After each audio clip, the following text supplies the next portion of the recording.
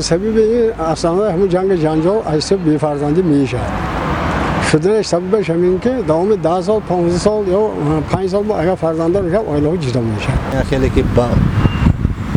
اویلش رو دوست می‌دارد تو به توقع میکنه سالهای طولانی تا 10 سال 11 سال توقع میکنه وقتی که در حالی که جدایی بین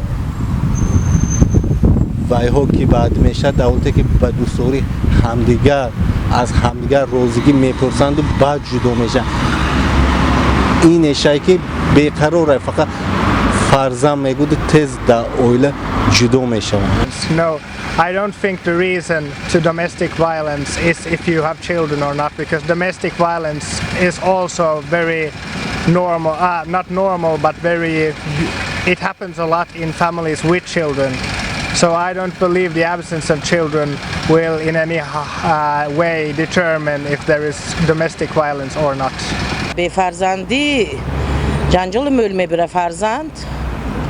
پدر مادر اوار میکند هم به اوار میشد پدر مادر جنجال کم میشه. یک جای یک طرفش میشه یک طرفش هم نه مهربون محبت نمیشه همه میشه صبر طاقت دکار. حاضر این زمان بچه‌ها همه یاش تیز وای منن چون نشود جنجال بم بیار افشیمون دیر وقتی شیرفته پیشتر مخترع بودیم همین خلار بود و از این شد سنگ آفرین و از اینم برد پردندار میشد 1 سال 2 سال 5 سال بعضی آدم 13 سال شد ما خودمون نپره 2 سال 3 سال گشته شدگی مثال پردندار من خداش که 7 8 تا نیبر دور این همه صبر طاقت به فرزندی اساسی تلاشی در خونه اسباب نبودن فرزند از چه سببی؟ از سبب اون که دیگر اویلاها دخل دار میشن برای این بی فرزند این حیاتش هم تو گذران ساز آینده یگون خودش یگون نمونه هیچ چیز نیست گفته دیگر اویلاها دخل دار میشن از سبب همین جنجال شوی بین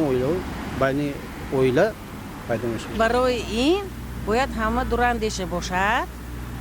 تو قدر امکان برداشت کردنش در خوب اون چه پیشونیشند باشد فرزند دادن میگیره برای همون قاینوی امکان برداشت کردنش در خوب شوهرم هم تو دیگه فرزندی کسی باید با فرزند خودش باید قبول کند نقص شده میبره اگر این فرزندان نشد این بی‌طاقتی کند همین جداگی با عمده میشد پدری مادری دخترم مثال به امیر کلام کده یک دری بندی بیچاره میتید که همین فرزندم خوش قرمیش کند گفته ایا خیلی اویله ها هست که اشکم پول دیده بی‌طاقت میشه در رو ناو میکنن که نویا نه خشنش در کنی